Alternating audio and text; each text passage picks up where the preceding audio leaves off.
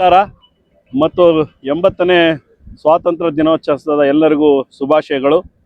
ಏನು ಇಲ್ಲಿ ಉಪಸ್ಥಿತರಂಥ ನಮ್ಮ ಬ್ಲಾಕ್ ಕಾಂಗ್ರೆಸ್ನ ಅಧ್ಯಕ್ಷರಾದಂಥ ಅಮಾನುಲ್ಲಾ ಅವರೇ, ನಮ್ಮ ಹಿರಿಯ ಮುಖಂಡರು ಮತ್ತು ದರ್ಖಾಸ್ತ್ ಸಮಿತಿ ಸದಸ್ಯರಾದ ಗುಜನಹಳ್ಳಿ ಮಂಜಣ್ಣವರೇ, ಕಾಂಗ್ರೆಸ್ನ ಅಧ್ಯಕ್ಷರಾದ ಲೋಕೇಶ್ ಅವರೇ ಮತ್ತು ಎಲ್ಲ ಯುವ ಮಿತ್ರರು ಮತ್ತು ಮಾಧ್ಯಮ ಮಿತ್ರರೇ, ಇವತ್ತೇನು ನಾವು 80ನೇ ಸ್ವಾತಂತ್ರ್ಯ ದಿನಾಚರಣೆಯನ್ನು ಆಚರಿಸ್ತಾ ಇದ್ದೀವಿ.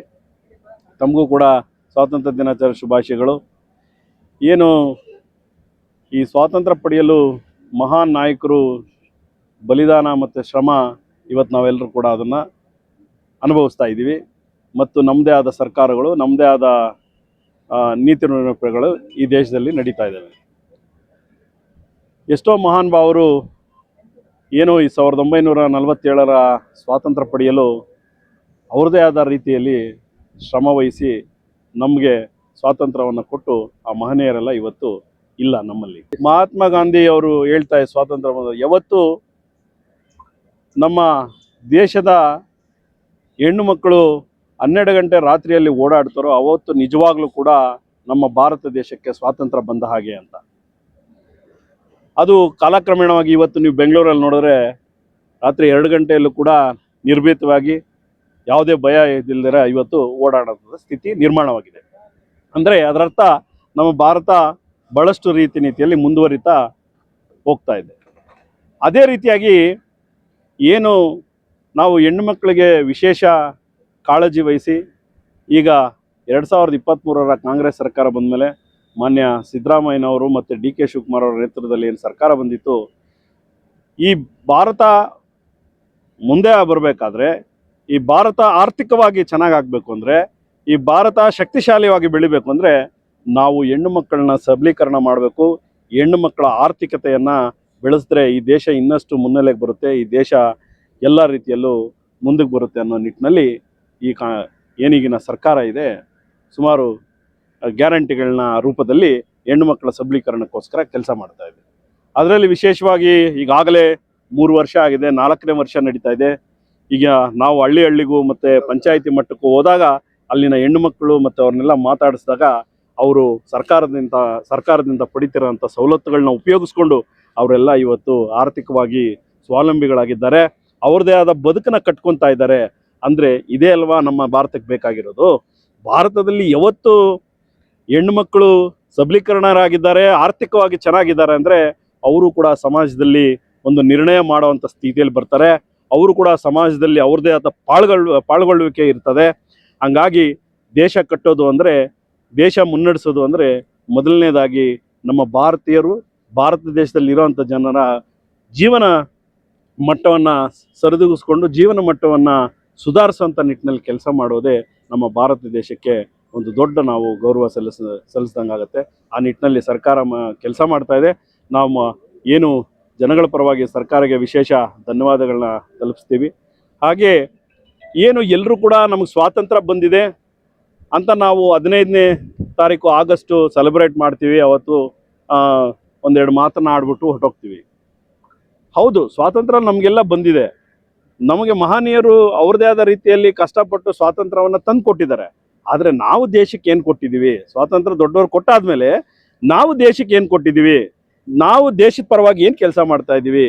ನಮ್ಮಿಂದ ದೇಶಕ್ಕೆ ಏನು ಸೇವೆ ನಡೀತಾ ಇದೆ ಅನ್ನೋದು ಕೂಡ ನಾವು ಸಾರ್ವಜನಿಕರು ಏನಿದ್ದೀವಿ ನಾವೆಲ್ಲರೂ ಕೂಡ ಒಂದ್ಸರಿ ಯೋಚನೆ ಮಾಡಬೇಕಾಗತ್ತೆ. ಸಣ್ಣ ಮಟ್ಟದಿಂದ ಹಿಡಿದು ದೊಡ್ಡ ಮಟ್ಟದವರೆಗೂ ದೇಶ ಸೇವೆ ಮಾಡೋ ನಿಟ್ಟಿನಲ್ಲಿ ಇರುತ್ತೆ. ರೈತರ ಬೆಳೆದು ಜನರ ಸೇವೆ ಮಾಡೋದು ದೇಶಕ್ಕೋಸ್ಕರ ಆಗುತ್ತೆ. ಸೈನಿಕರು ಗಡಿ ಕಾಯುವ ಮೂಲಕ ದೇಶದ ಸೇವೆ ಮಾಡ್ತಾರೆ. ಪೊಲೀಸ್ನವರು ಇಲ್ಲಿನ ಬಿಗಿ ಬಂದೋಬಸ್ತು ಮತ್ತು ಏನು ನೀತಿ ನಿಯಮಗಳಿಂದ ಪಾಲಿಸೋ ನಿಟ್ಟಿನಲ್ಲಿ ಅವರು ಈ ದೇಶಕ್ಕೆ ಕೆಲಸ ಮಾಡ್ತಾರೆ. ಈ ಥರ ಅವ್ರದ್ದೇ ರೀತಿಯಲ್ಲಿ ಭಾಳಷ್ಟು ಕೆಲಸಗಳನ್ನು ದೇಶದ ಉದ್ಧಾರಕ್ಕಾಗಿ, ದೇಶದ ಒಳ್ಳೆಯದಕ್ಕಾಗಿ ಬೇರೆ ಬೇರೆ ರೀತಿಯಲ್ಲಿ ಕೆಲಸ ಮಾಡ್ಕೊಂಡು ಹೋಗ್ತಾರೆ. ಆದರೆ ನಾವು ಸಾರ್ವಜನಿಕರು ಒಂದು ಜವಾಬ್ದಾರಿಯುತ ನಾಗರಿಕರಾಗಿ ನಮ್ಮದು ಕೂಡ ಭಾಳಷ್ಟು ಜವಾಬ್ದಾರಿಗಳಿರ್ತವೆ. ನಾವು ನಮ್ಮ ದೇಶದ ವಿಚಾರದಲ್ಲಿ ಬಂದಾಗ ಈಗ ಕೆಲವು ಸಣ್ಣ ವಿಚಾರಗಳಿರ್ಬೋದು. ಈಗ ಯಾವುದೋ ಒಂದು ಬೇರೆ ದೇಶಕ್ಕೆ ಹೋದಾಗ ಅಲ್ಲಿ ಒಂದು ಕ್ಲೀನ್ಲಿನೆಸ್ ಎಷ್ಟು ಚೆನ್ನಾಗಿರುತ್ತೆ, ನಮ್ಮಲ್ಲಿ ಒಂದು ಸ್ವಲ್ಪ ಅದಕ್ಕಿಂತ ಕಮ್ಮಿ ಇದೆ. ಕಾರಣ ಏನಂದರೆ ಅವರಲ್ಲಿ ಏನು ಕಸನ ತೊಗೊಂಡೋಗಿ ಒಂದು ಡಸ್ಟ್ಬಿನ್ಗೆ ಹಾಕಬೇಕು, ಹುಡ್ಕೊಂಡೋಗಿ ಅಲ್ಲಿ ಹಾಕ್ತಾರೆ. ಮತ್ತು ಅಲ್ಲಿ ಏನು ಆ ವ್ಯವಸ್ಥೆ ಇದೆ ಆ ವ್ಯವಸ್ಥೆ ನಿಟ್ಟಿನಲ್ಲಿ ಕೆಲಸ. ಅದೇ ನಮ್ಮ ಇಲ್ಲಿನ ನಾಗರಿಕರು ಅಲ್ಲಿಂದ ಬಂದ ಮೇಲೆ ಅವ್ರು ಅಲ್ಲಿ ಆ ಥರ ನಡ್ಕೊಂತಾರೆ. ಇಲ್ಲಿ ಬಂದಮೇಲೆ ಭಾರತ ದೇಶದ ಇಲ್ಲಿ ಆ ಫ್ಲೈಟ್ ಇಳಿದು ಆಚೆ ಬಂದ ತಕ್ಷಣನೇ ಒಂದು ಕಸದ ಪೇಪರ್ನ ತೊಗೊಂಡೋಗಿ ಎಲ್ಲಂದ್ರೆ ಅಲ್ಲಿ ಬಿಸಾಕ್ತಾರೆ, ಎಲ್ಲಂದ್ರೆ ಮೂತ್ರ ವಿಸರ್ಜನೆ ಮಾಡ್ತಾರೆ. ಸೊ ಇವು ಒಂದು ಸಿಂಪಲ್ ಇರ್ಬೋದು, ಆದರೆ ಇವೆಲ್ಲ ಕೂಡ ನಮ್ಮ ದೇಶದ ಒಳ್ಳೆಯ ರೀತಿಗಾಗಿ, ನಮ್ಮ ದೇಶದ ಕ್ಲೀನ್ನೆಸ್ ಆಗಿ ಈಗ ಸರ್ಕಾರ ಕೂಡ ಬೆಂಗಳೂರಿನಲ್ಲಿ ನೀವು ನೋಡ್ಬೋದು ಭಾಳಷ್ಟು ಕಾರ್ಯಕ್ರಮಗಳನ್ನ ರೂಪಿಸ್ತಾ ಇದೆ.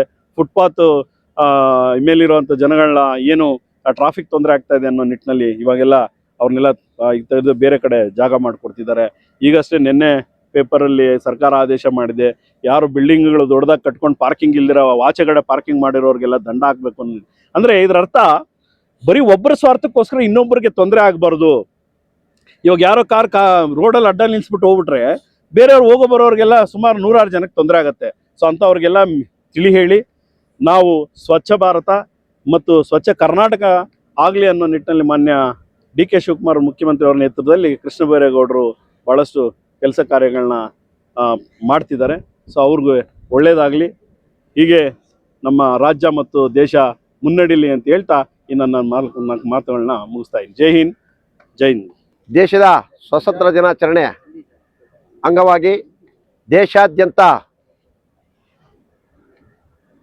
ಬಲಿದಾನ, ತ್ಯಾಗದಾನ ಎಲ್ಲ ಮಾಡಿ ಸ್ವಾತಂತ್ರ್ಯ ತಂದುಕೊಟ್ಟಂಥ ಮಹಾನೀಯರನ್ನು ನೆನೆಸುತ್ತಾ ನಮ್ಮ ಮುಳಬಾಗಿಲು ತಾಲೂಕಿನ ಆದ್ಯಂತ ಎಲ್ಲ ಶಾಲಾ ಮತ್ತು ಆಡಳಿತ ಎಲ್ಲ ಕಚೇರಿಗಳಲ್ಲಿ ಕೂಡ ಸಂಭ್ರಮವಾಗಿ ಮುಳಬಾಗಿಲು ತಾಲೂಕಾದ್ಯಂತ ದೇಶಾದ್ಯಂತ ನಡೀತಾ ಇದೆ. ಅದೇ ರೀತಿ ನಮ್ಮ ತಾಲೂಕಿನ ಕಾಂಗ್ರೆಸ್ ಕಚೇರಿ ಮುಂದೆ ಸ್ವಾತಂತ್ರ್ಯ ತಂದುಕೊಟ್ಟ ಅಂಗವಾಗಿ ಅವರನ್ನು ಮಹಾನೀಯರನ್ನು ತಿಳಿಯುತ್ತಾ ಇವತ್ತು ದಿವಸ ನಮ್ಮ ಸ್ವಾತಂತ್ರ್ಯ ದಿನಾಚರಣೆ ಅಂಗವಾಗಿ ನಮ್ಮ ಕಾಂಗ್ರೆಸ್ ಪಕ್ಷದ ವತಿಯಿಂದ ನಮ್ಮ ಆವಣಿ ಬ್ಲಾಕ್ ಕಾಂಗ್ರೆಸ್ ಅಧ್ಯಕ್ಷರಾದಂಥ ಆದಿನಾರಾಯಣ ಮತ್ತು ಟೌನ್ ಬ್ಲಾಕ್ ಕಾಂಗ್ರೆಸ್ ಅಧ್ಯಕ್ಷರಾದಂಥ ಅಮಾನುಲ್ಲಾ ಅವರ ಅಧ್ಯಕ್ಷತೆಯಲ್ಲಿ ನಡಿಬೇಕಾಗಿತ್ತು.